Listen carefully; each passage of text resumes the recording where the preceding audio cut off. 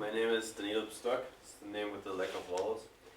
And so my background is medicine, studied in Germany, Aachen, which is close to Cologne, and did a postdoc in Düsseldorf and Research Center Jülich. I just spent a year in Paris and Neurospin, and came back to start a group at University of Aarhus just recently. I'm Mike Allen. I did my PhD here in Interacting Minds, as many of you know. I'm currently based at UCL, where I work mostly on model-based approaches to metacognition and self-awareness. But I also dabble a little bit in the default mode, so try to say something about that.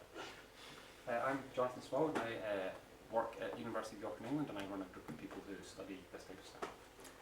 Daniel Margulies. I work on resting state functional connectivity, and have a group in Leipzig, Max Planck, working on anatomy, cortical anatomy using these techniques.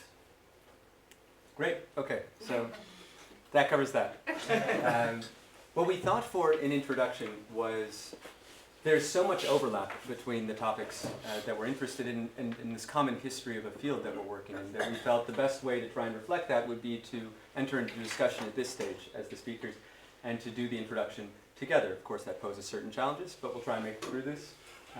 And so we're going to try and tell a bit of the history of the default mode network, how it's emerged as a scientific object over the past, what's it been, 15 years. And yeah, shall we? And then these are the themes that will be coming up again in our talks individually, but we thought that by laying out a common history, it would avoid some of the overlap that will undoubtedly happen as we go through each of our individual talks. So just to kick things off, the classic starting slide to indicate that there's growth in a field. As you can see, the field starts off around 2001. It's really just a scattering of a couple of papers from groups primarily at Washington University in St. Louis. And then around 2007 it begins to take off. And we'll look into why that year occurs when it does later on. But Mike, go ahead, take it away. So yeah, I think there's a lot of confusion in the Faulkner network literature because of the terms that are used, like oftentimes. But I think it's especially bad actually in the Faulkner network literature. So one of the reasons is that if you look at the orange one, there's actually a difference between like the notion of resting state networks and the Faulkner network, and this is pretty much mixed up with the increasing use of functional connectivity and independent component analysis methods.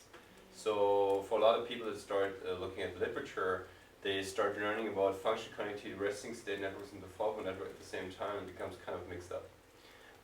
So resting state networks, there's not only the Faulkner network. This notion emerged by applying independent component analysis to standard resting state data, so data that is recorded from the brain in a non-task directed type of mindset. And so the Faulkner network is just one specific resting state network. So domain global versus domain specific.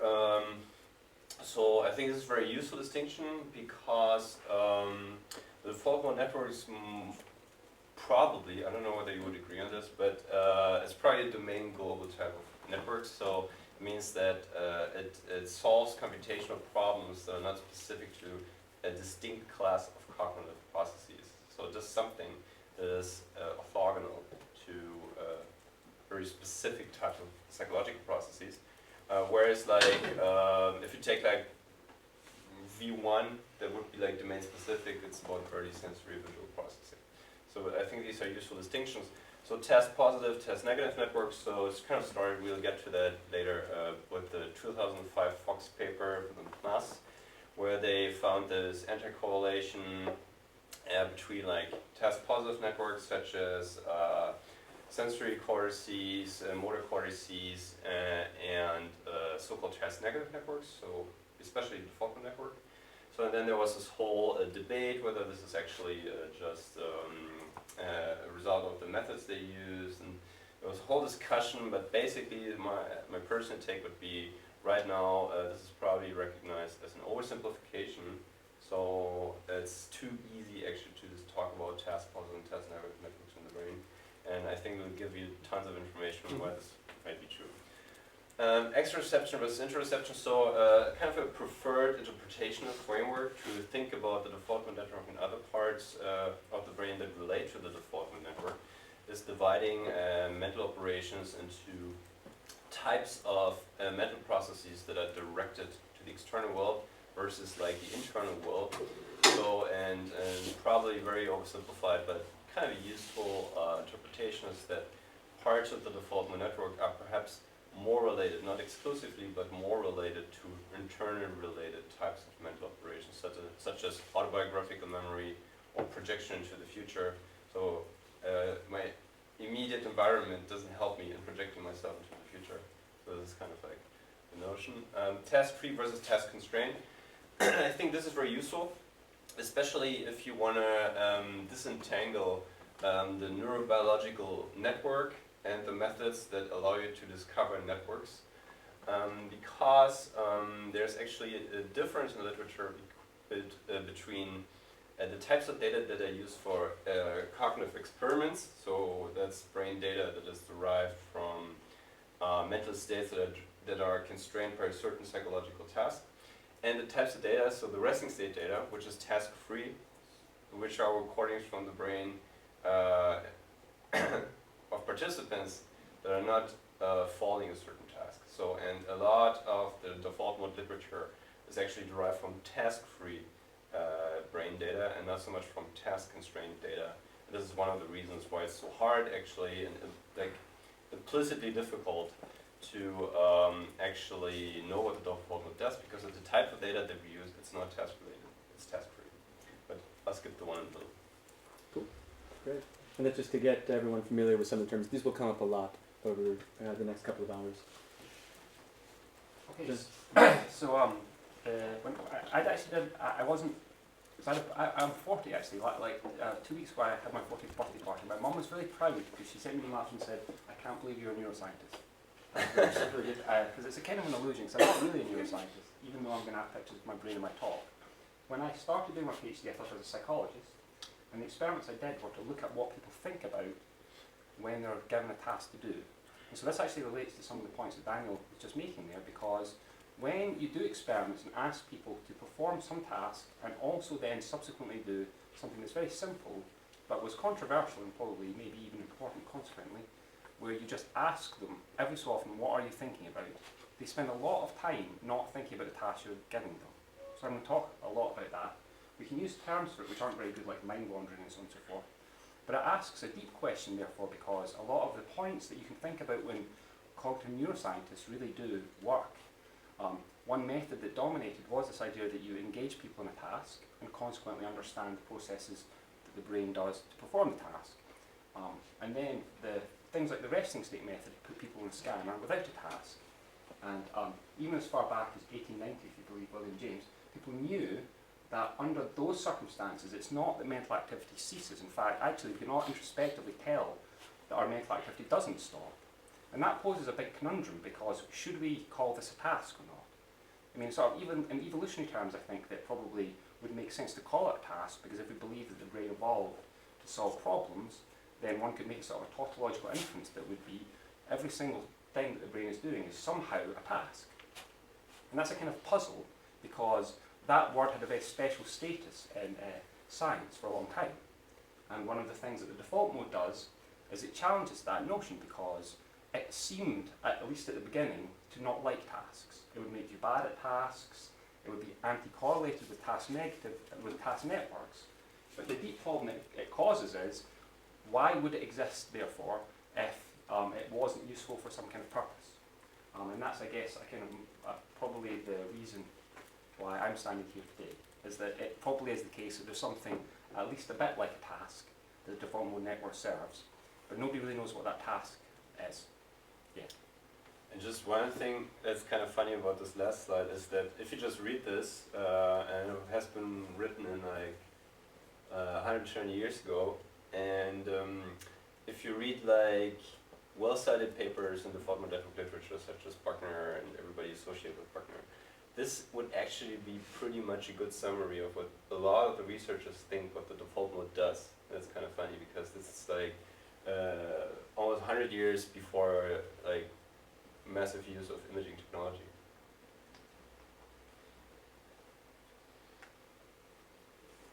with him? Yeah, it kind of goes together. So this is actually one of the first instances in the literature where a type of imaging method was used. So I forgot what it is, kind of something with tracers. And the thing is that they found that parts of the prefrontal cortex are actually active if people don't do anything specific. So this was kind of the first pieces of evidence that actually challenged that, well, the notion that the brain kind of switches off if you don't do anything specific. And then to jump up now to 1995, this is in retrospect been taken as one of the other starting points in the way that the history has been restructured around the field. Wonderfully, I think what this study is doing is reframing the notion of rest as a kind of a state, a psychological state, and calling it rest, but in this case as an acronym. So rather than it be the absence of thought, it becomes random episodic silent thinking. This is work by Nancy Andreasen in 1995, and contrasting that state of rest as an active one of silent thinking with various other task states. In this case, it's a contrast with, I believe, motor tapping. So there are these precedents to the interest that we currently have in the field in trying to understand activity, heightened activity in the absence of a task. This example being one that tries to frame it in an active way. But this is the, do you want to jump in on this one? I was thinking I'd do future. Okay, no worries. But this is one of the crucial moments, and this is the one that's been taken as the actual starting point of the field. It's a 1997 paper by Schulman and colleagues. Specifically, the senior author on this is Marcus Reiko, who's one of the major names that will be coming up over and over again, because he's the one that brought the field together. He's the one that found various different research groups that were interested in common themes that are actually arguably quite far away from each other. But he was able to tie these different themes together under this banner of resting state research and really push the field into the prominence that it has today within cognitive neuroscience. This is the starting point. And what this image is a meta-analysis. It's the second part in a two-part series of papers. It's a meta-analysis that brought together several other PET studies using positron emission tomography. And the clever move was that rather than looking at the areas of the brain that were active across all those studies, it did the reverse. It looked at the areas of the brain that were actually more active during the baseline condition. So it flipped the contrast, so to say. Instead of subtracting A from B, it subtracted B from A. And that's what you see here. So just one quick addition. So I'd actually emphasize that actually the discovery of the default networks actually told serendipity effect. Mm-hmm. So it's like the discovery of the penicillin. So you didn't expect to find coherent structure in the brain activity during deactivation. Nobody expected that. And so first thing is the serendipity effect. It's a textbook example actually. And second aspect that it's perhaps my personal view, but actually when somebody asks you, well, okay, what did we eventually learn from imaging neuroscience? Well, one of the things that we might not have discovered or not know about today about the human brain is actually the default network, because any of the other methods, lesion study, single cell recordings, all the stuff that we have, we could not have discovered the default network, actually. But I think it's an interesting one. And here it is in all its glory, painted on the cortical surface. That makes it a little bit easier to interpret where the areas are. To give you a basic overview of the anatomy, it involves areas along the medial wall, specifically the posterior cingulate cortex or posterior medial cortex here.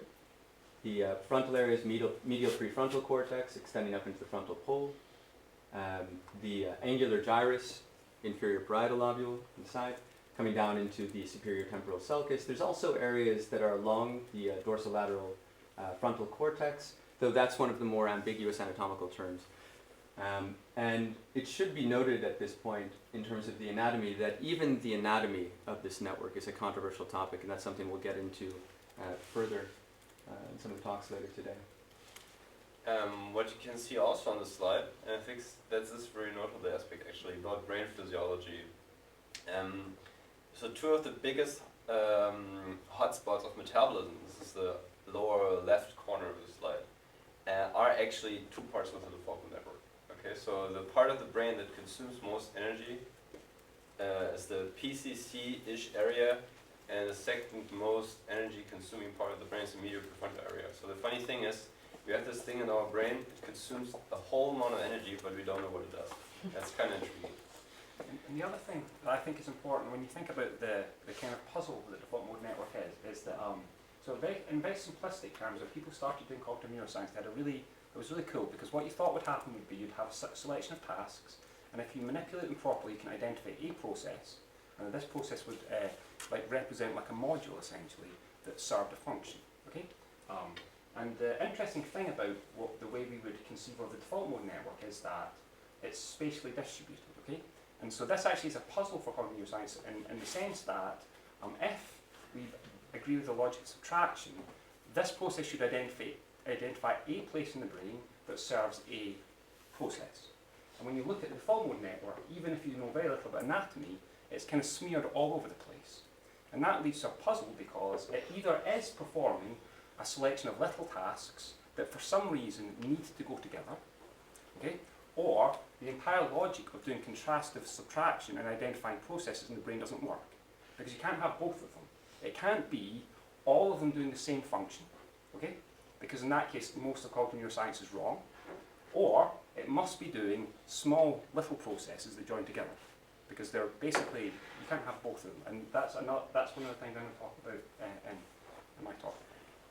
Sorry, can I interrupt? So you just, with that slide, or the slide before, you switched from a resting state to a default mode study. I'm really glad that you bring this up because the next slide, actually, this and if we don't answer the question in this slide, then let's get back to it. Okay, we've jumped ahead already, and where we've jumped ahead is in using the term default mode network. So that term of calling it a network does not emerge until 2003 with this paper. And why does it come out in 2003? It's because before, the focus of the studies by Reiko, the focus of the slides that you previously saw, was really in trying to understand the default mode of brain function as a state. It was trying to understand a baseline condition, and why, the question that came out from that line of research is, why are these areas of the brain appearing to be more active in what we consider to be a neutral condition? It doesn't make sense. If that's the baseline that we're starting from, everything should start from zero, but yet there are some brain areas that seem to be more metabolically active, as the image just showed. And so it was a question that was fixated on a specific mental state, but then the associated brain activity with that. Where the network comes up, and the first use of that term is when the default mode literature, this interest in the state, becomes linked to the techniques of resting state functional connectivity. Completely independent lineage in that sense. Do people know what resting state functional connectivity is? Yes, no? So in this case, and again we can get into it. In this case, resting state functional, let me just, I'll put up the next slide just because it helps to illustrate, because there are pictures of things changing over time. If this is activity over a couple of minutes here, so you can follow the blue line, there are these ongoing fluctuations. And we'll get more into this, but there are ongoing fluctuations, and the field of resting state functional connectivity is trying to use that ongoing change, spontaneous changes in brain activity, to understand how areas are relating to each other. So rather than trying to understand and map out brain, let's say brain function, brain organization, through looking at the way the environment perturbs brain function, so looking at the relationship to a certain task, to a certain function, it's using spontaneous, ongoing brain activity to try and understand its organization. That's the basic kind of resting state functional connectivity. But the move that sort of brought the default mode network as an entity into the world was in linking up this interest in these regions that showed more activity during the baseline condition with the techniques of being able to map out networks using ongoing spontaneous brain activity. And that's the first time the term default mode network as a network emerges. So there are two distinct literatures up until 2003, and at that point it starts to get a bit blurry. It turns out in the way that people at this point have written personal accounts of the way that the field emerged. And it was this paper for Reiko, the guy that founded the field, the guy that's on all these slides here, either the senior author or first year. It was this 2003 paper that for him convinced him this was something real, and it's what pushed the field after this very quickly forward.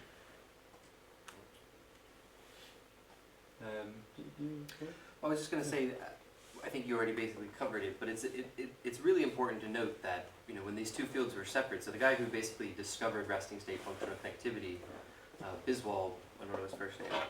Broad. So he's written a really nice history about how basically he was an engineer hired to look at how noise signals like respiration and blood influence just the overall activation of the bold signal. And he was sort of messing around with different ways to pull out the data, different ways. He was looking for a transfer function that would explain the way left and right motor cortex communicated with one another. And in doing this, he sort of just on offhand looked at the correlation matrix of his data and was really, really surprised to find that, you know, even though the subjects were just doing nothing but breathing regularly in the scanner, there was very high correlation between their motor cortices. So the birth of the resting state network as a basic method to look at the way brain networks oscillate together is completely and totally independent from the kind of psychological and actually task-driven definition of there being something like a default mode network, which is just a further point. Mm-hmm. Is that answering your question for now? The independence of those lineages. Great. You wanna? Sure. The default mode network, what emerges as people begin exploring it more in its ongoing activity, as you see on the bottom here, is the idea that it's not just acting alone, it's not independent, but it's involved in large-scale brain systems. So in this case, in 2005, there was a paper that came out that became quite influential, which proposed, I don't know if it was the first example of this, but it was certainly the most prominent, the idea of a task-positive and a task-negative network. And that these two are acting in anti-correlation, meaning that when one is high, the other is low. This, of course, falls nicely in line with theories of introspection and extrospection being anti-correlated. The idea that we spend moments or states where we're reflecting on content that's generated from within our mind versus that's driven by the external world, and that these are mutually exclusive states to some extent. As Neil already mentioned, this is a topic that is obviously much more complicated, right? But let's say the way in which the seesawing of these networks operates fell nicely in line with models from psychology of this juxtaposition of introspective, extrospective, and became a prominent mode for interpreting default mode network activity. We also know, actually, that this is totally wrong, at least in the sense That's a that... much stronger way to say it. Yeah, it's totally wrong, at least in the sense that so the discovery of the default mode network by meta-analysis had a really interesting history, which I don't think we've touched on so far, which is that what really happened was people had done a bunch of tasks in the scanner, and then when Reiko looked at the subtraction between the sort of the task and rest, when you do contrastive methods, it matters what you contrast in A from B. And at that point in time, I mean, this is a guess, from on my part, I suppose, but I imagine that funding was distributed to people who are both important and had very clearly demonstrated paradigms, because scanning cost a lot of money, it still does, but it probably costs even more then. And so what they probably did was they put their most reliable best bets into the scanner. So they did like the strip task, the flanker task, tasks that they really understood quite a lot because of how they'd informed our understanding of things like working memory. And so when you do the subtraction, you're subtracting the task state that they've measured away. But the reason why this notion is actually wrong is that you can activate the blue regions with tasks. We just hadn't activated them with tasks when Reiko discovered the default mode network.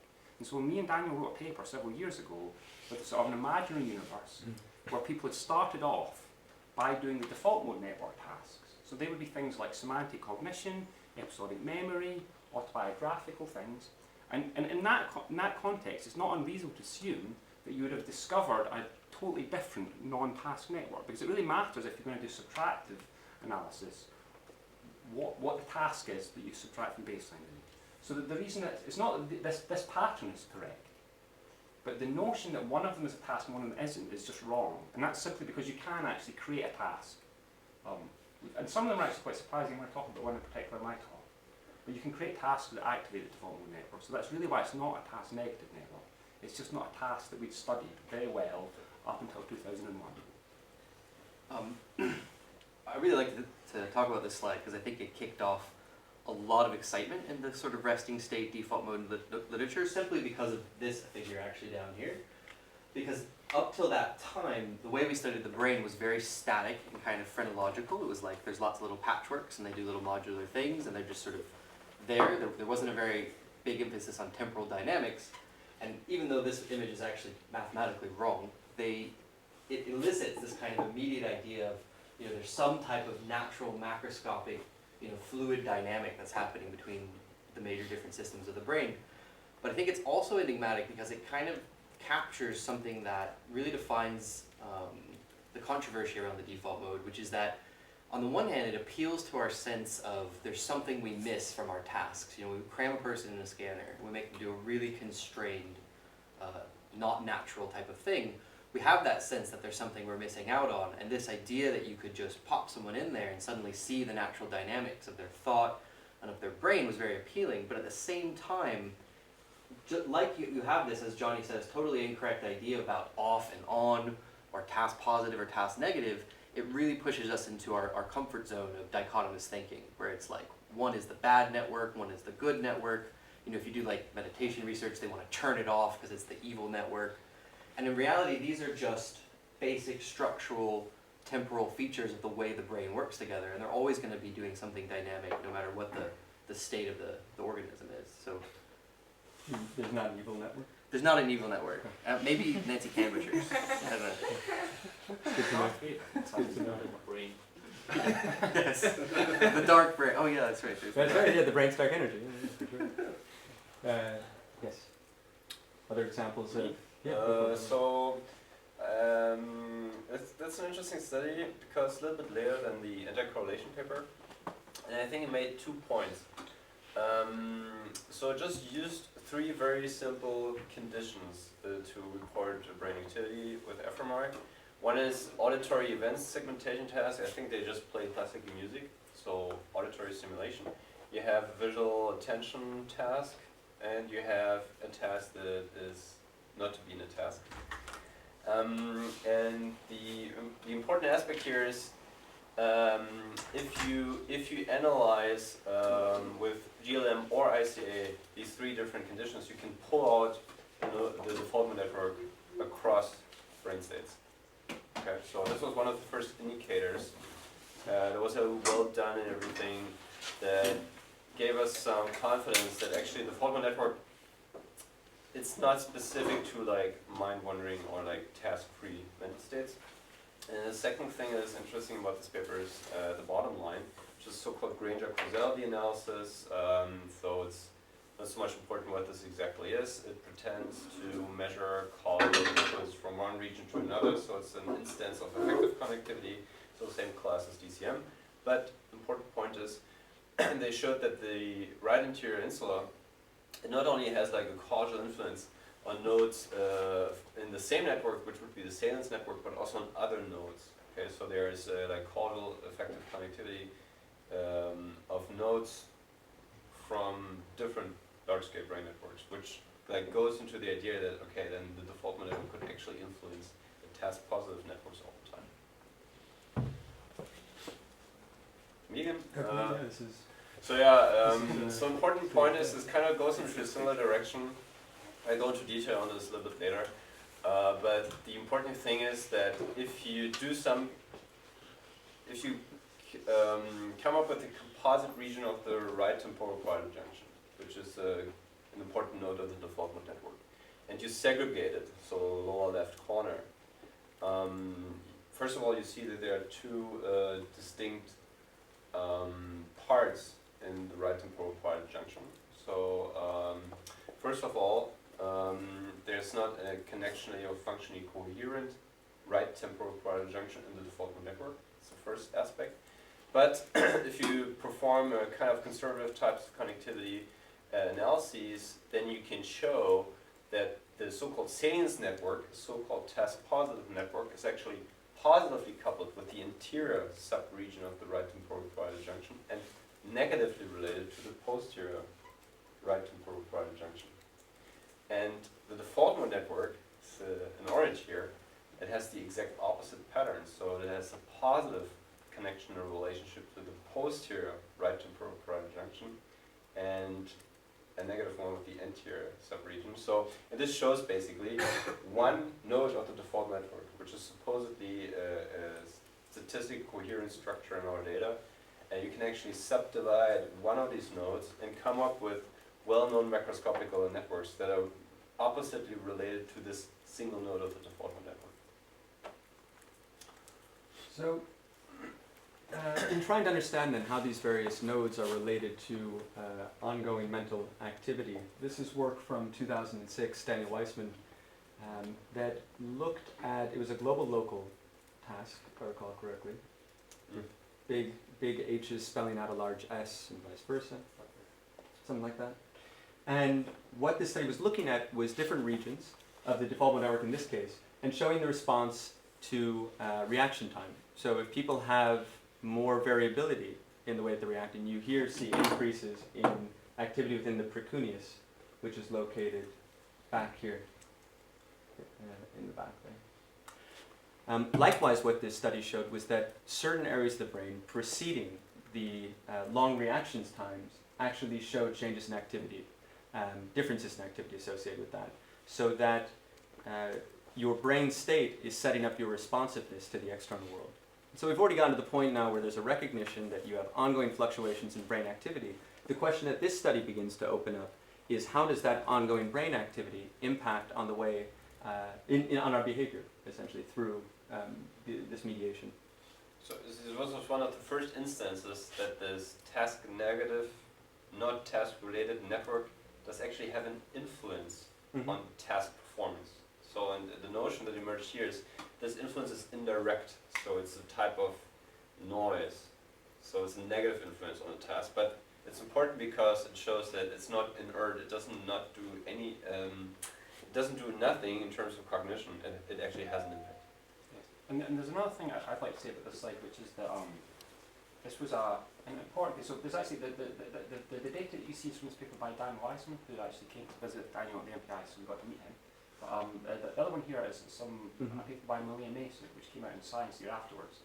And there's an interesting sort of relationship between these two, because Weissman's paper, as Daniel explained, basically managed to operationalize the default mode network by doing a search of the brain and trying to find those parts of the brain that made you bad at a task.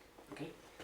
Malia's paper was very different. What she did was she took a task that people were very good at, they practiced a task for a week. So you'd go into her lab and you would perform a task until you totally automated it. And she had very cleverly come up with two versions of that task. So half of the participants would practice version A, and the other half would practice version B. And then she scanned them and flipped them over, so you would do both A and B in the scanner. And what happens under those circumstances is the default mode is much more active in the practiced rather than the unpracticed task. And what that sets up is a kind of there's a kind of like this conflict at a certain level between these two interpretations, in the sense that one way you could interpret this, and I think probably the most dominant interpretation would be that this network is prohibiting you from doing the task that you're asked to do. But what Malia's work set up was an alternative one, which might be that, of course, it might compete with a task, but that's because it's performing another function. So from this data, just by itself, we're really unclear about whether the indirect influence the default mode would be having on task performance, as Daniel points out, is because, essentially, like you've fallen asleep, right? Because you'd be slow at responding if you fell asleep.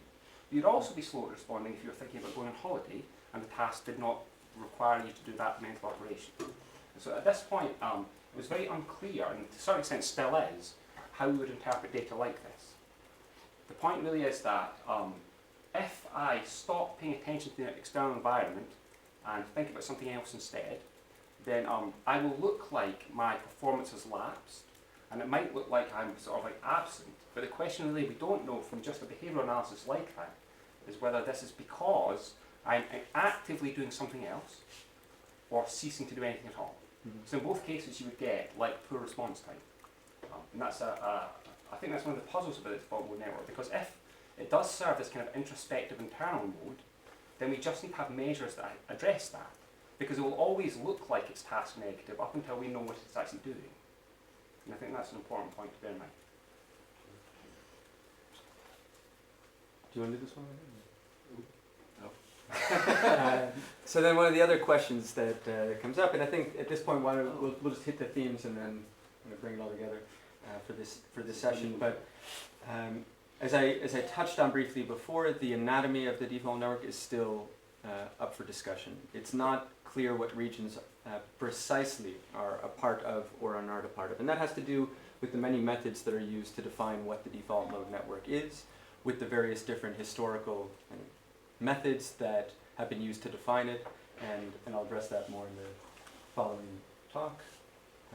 In this example as well. Yeah, so the Spring paper is heavily cited, and this actually drove the point home that actually Jonathan mentioned earlier. This is that there are certain tasks, there are not many, but there's a small set of tasks that actually reliably activate what we know to be the default network. That's the main point. So it's not so much in the papers, okay, this is what the papers cited, but they do not really discuss that so much. But the interesting thing is, green is default mode network, okay, task negative. And autobiographical memory in this turquoise type of color, navigation, pink, and theory of mind in blue, they have pretty much the same topography as the default mode network. Mhm. So the point is, green task negative, the other one's task positive, and this kind of destroyed the Fox 2005 paper. Further examples of the overlap between, in this case, a task state being a semantic network from Bittner and colleagues in 2009 and the default state. So again, it's not that it's, as it's already come up, it's not that it's a task negative network. There are certainly tasks that activate and co-localize with these regions that supposedly are involved in the absence of a specific function. So the thing here is, we wanted to know if we take like some high-level social effective concepts such as moral judgments,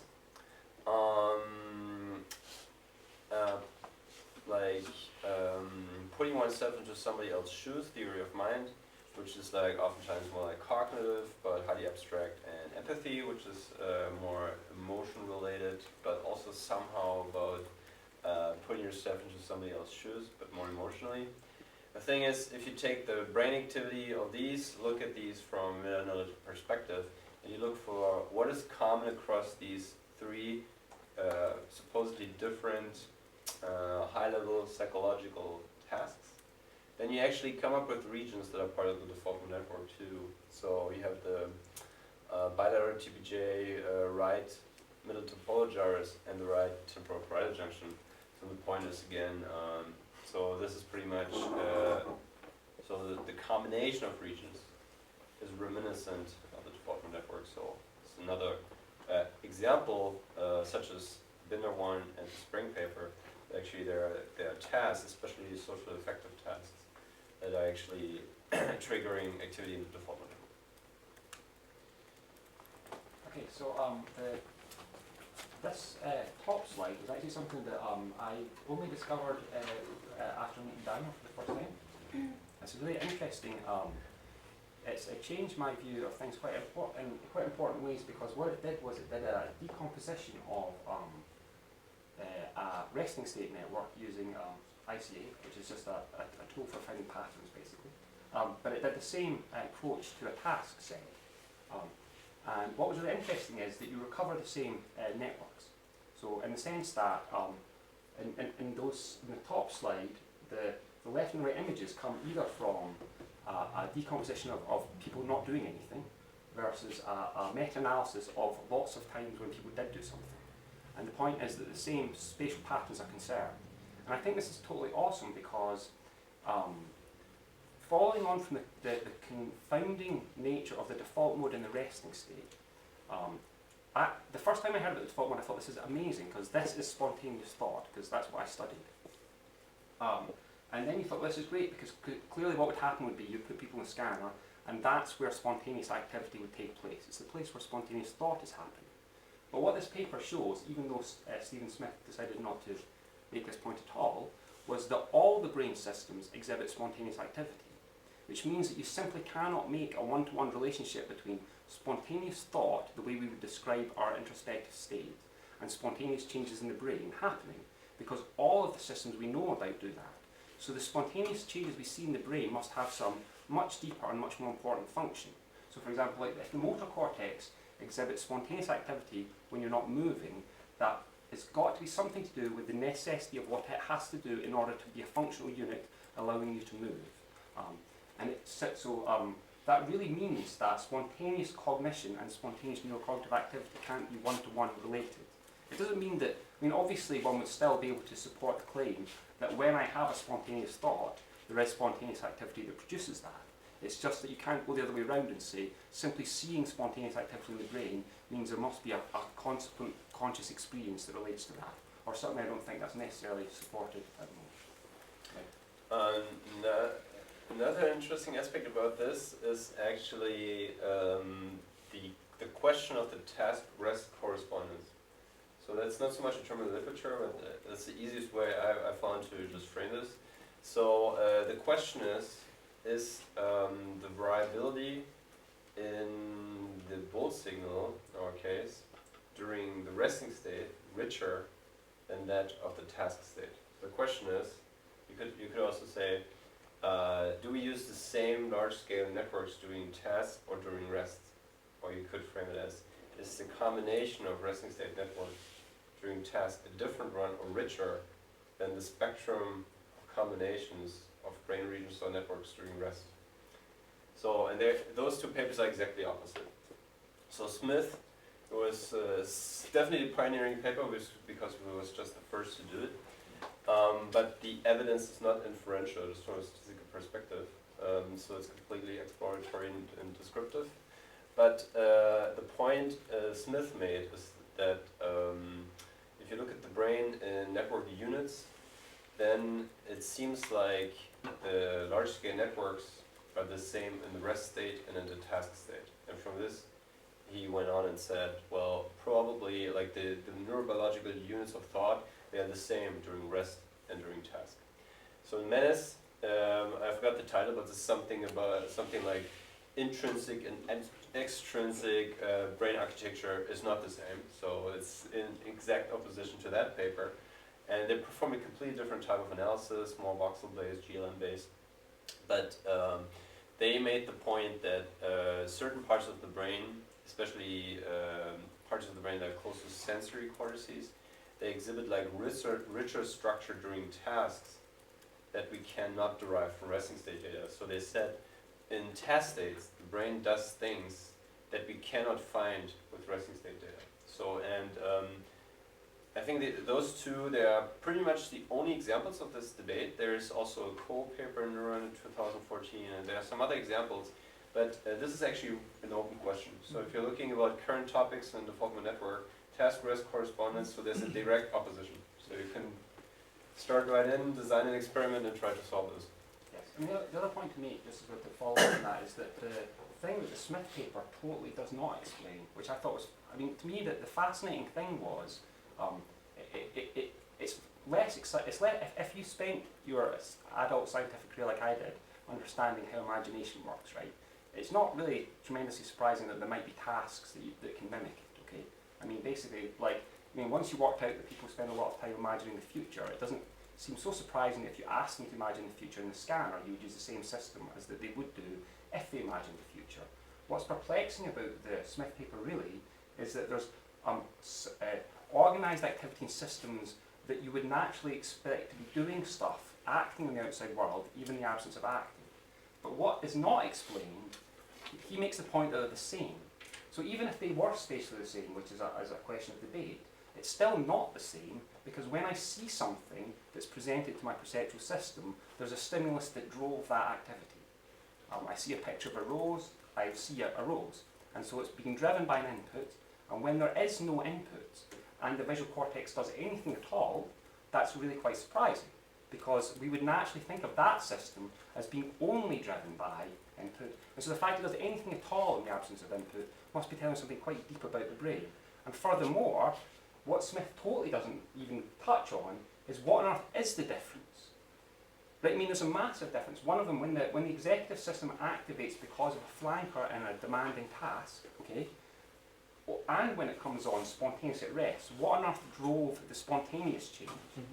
We don't even need to worry about that if we live in the task world, because we have a regressor in our time series that says, here is the onset of the flanker, which was executive demanding. So we never have to ask ourselves what caused the executive system to come on. It's obvious, it's the task.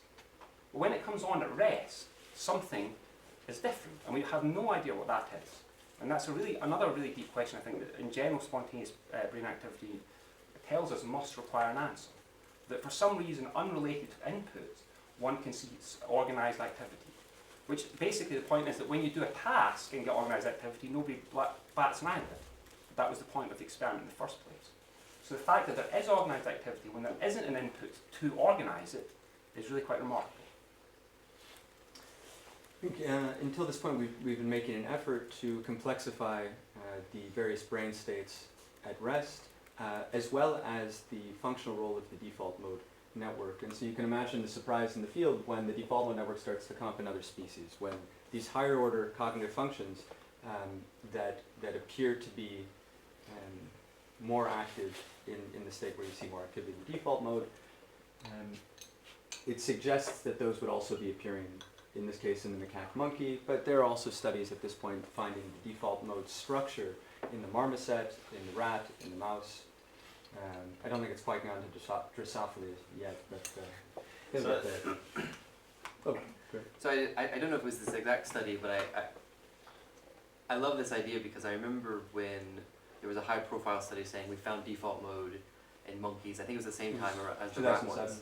No, it must have been more recent because I remember Sarah Blakemore on Twitter going, this is it. This must mean that the default mode doesn't do any of the things that people think it do. It must not do consciousness or mind wandering or anything, because I remember she said exactly, do monkeys mind wander? And I thought that's a really kind of funny position for her to take, since, if you know her work, it's mostly looking at these exact regions in adolescence and things, and then saying, oh, well, they're different in adolescence, so there must be something different in the way adolescents do theory of mind. I thought surely you could also ask, well, do monkeys do theory of mind? Which, of course, Michael Tomasello and people do argue about whether or not they have that capacity.